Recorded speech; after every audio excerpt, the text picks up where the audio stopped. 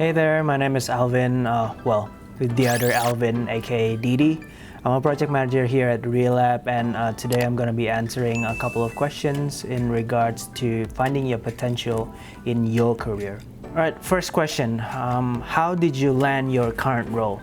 So it was kind of like an opportunity at the time when I was in, I guess, my first year at Relab. We're still a team of, I think, 4 people, and there was an opportunity for, taking more responsibility in like client communications and managing more towards like, I guess, more strategy based rather than a designer. I'm originally, I guess, a designer, but when the opportunity comes for me to take on more responsibility as, I guess, managing on projects, then I just took it and went for it.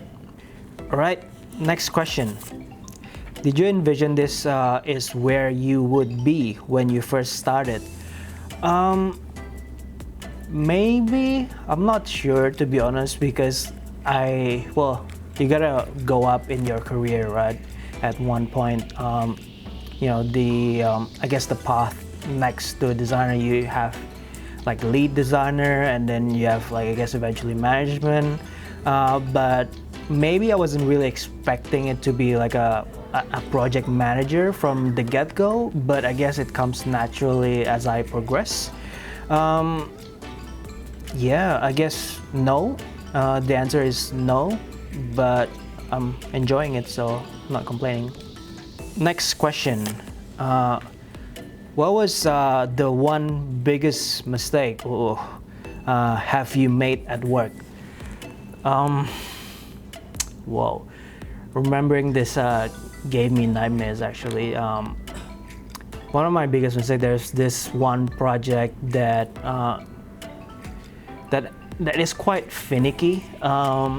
When we first launched the website, there was like a sale period going on, and then the way sale is done on that particular application was a bit complicated, and the strategy that I formulated for a couple of days, it screws up like the pricing of the store. So we had to, like, first thing in the morning, client called me and it's like, oh, you screwed this the website, and if you if somehow gets through, like, you're gonna be paying for this, etc. And then basically we shut down the website, and then we worked through it until basically for the whole day, through the night, until about, like, I think 4 a.m. in the morning next day. So but well, good thing is we managed to go through. It's fine at the end. Didn't have to pay for anything. But yeah, just paid for it in scars in life. So yeah, there's that. Next question. How do you learn to embrace failure or through tough feedbacks? First of all, we all have our prides, and if it's a mistake, if you fail at something, the first step is really to acknowledge that it's a mistake, it's a failure, and to accept that it's your mistake.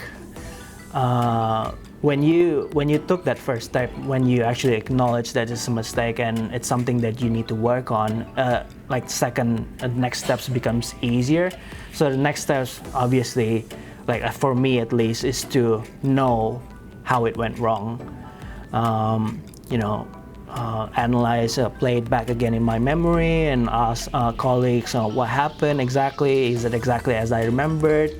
And after that, it's just a matter of, okay, so next time I'm not gonna do this anymore. So it's just about making sure you remember that mistake and ensuring with the best of your abilities to not repeat the same mistake. So yeah. All right, next question. how do you know if you're in the right working environment? Well, I think the obvious one is you enjoy working.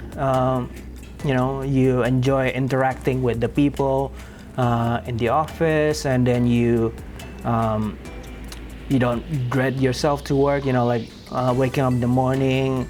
Do I really have to work today or something like that?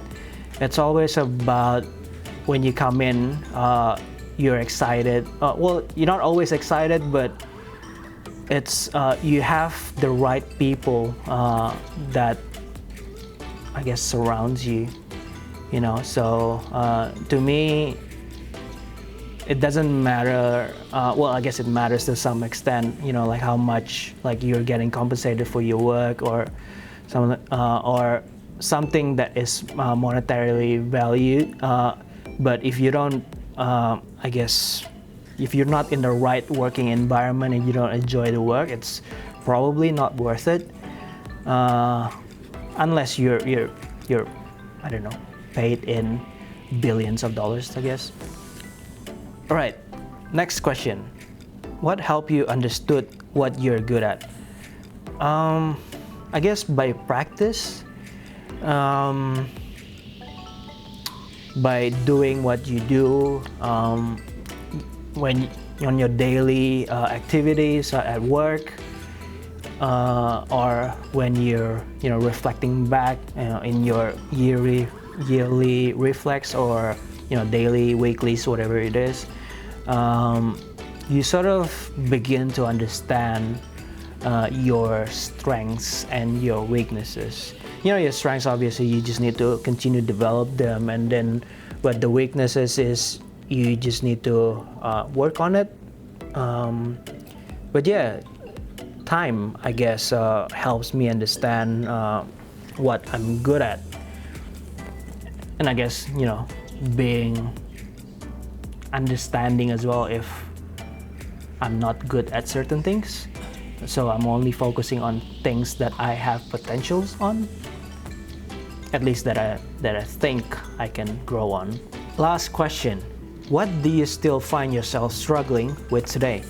I guess focusing on task at hand.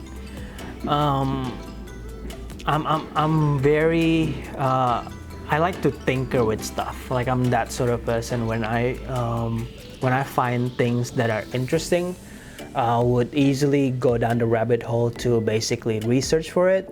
Say for example, I'm supposed to be focusing on this specification for a certain development, and suddenly I found during my research there's this plugin or app that answer like a previous problem that we had on the previous project. I would probably sidetrack myself for a good at least 10-15 minutes just to have a read on this plugin specifically, and if I find it interesting, I might go down the rabbit hole even deeper. But yeah, that is what I'm currently struggling at. I think it's just in my nature to want to know new stuff that I think is that will solve our previous problems that we had on our previous projects, or I guess the project at hand. But yeah, that's the bit that I still struggle to this day. That's it. Thank you guys for tuning in and listening to my answers to most common questions about finding your potential on your career. Hopefully that helps you in finding your path in your life, and don't forget to subscribe for more contents like this. Cheerio!